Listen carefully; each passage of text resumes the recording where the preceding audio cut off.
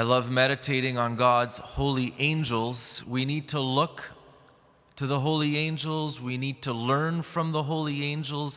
We need to be inspired by God's holy angels. There's a few things we need to know about God's angels. First of all, they're beautiful. You know why they're beautiful? Because God is beautiful. And they reflect God's beauty. They radiate God's beauty. They say these angels, the angels of God, they're so beautiful. If we saw them, if we could see them in all their splendor, we'd be blown away. Some people might even be tempted to worship them. They're so radiant and beautiful. They're also luminous. God's holy angels are luminous, and again, because they look upon God. They look upon the face of God, and God is light. His light radiates into them, and they're filled with God's wonderful, radiant light. God's holy angels are in love with God. An encounter with God's holy angels, the first thing a person typically perceives is the love they have for God. God's holy angels, again, they're in the presence of God, who is love, and God's love is poured into them. They receive God's love, and they radiate that love, totally, absolutely in love with God. God's holy angels are perfectly loyal to God. We don't tell angels what to do. We don't bargain with angels or make deals with angels. If you hear of someone who is kind of manipulating an angel, they think, and bargaining with an angel, that's not an angel of God. That's a demon. That's an angel of darkness disguised as an angel of light. God's holy angels are fiercely loyal to God's will. That's all they do. Now, if we ask our guardian angel or Saint Michael to protect us, they hear our prayers and they listen to our prayers in accordance to God's holy will. They're fiercely loyal to the will of God. God's holy angels, they carry themselves with a dignity.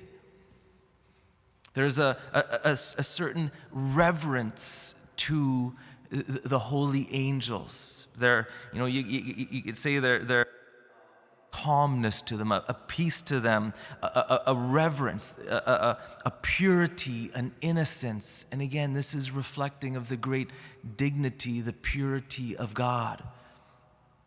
God's holy angels carry themselves with great dignity because they know their dignity.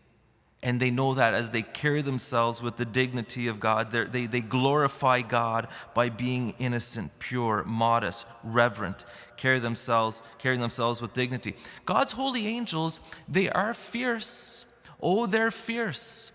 Like a mother protecting her children, like a bridegroom protecting his bride, like a shepherd protecting his sheep. God's holy angels, you don't mess with them, especially as they defend God's honor. We have no idea how even our smallest imperfections cause our guardian angels to cringe. Any lack of reverence on our part, any way we don't honor our own dignity, our angels, because they have such a respect, an honor for God, anything we do or humans do that offend God causes angels to cringe. Kind of like, if you love your mother deeply, greatly, and you see one of your little siblings kind of saying something disrespectful to your mom, not treating her with honor, like, hey, wait a minute, you don't talk to my mom that way. And that's the holy angels. And so we think of even more serious abominations, sacrileges.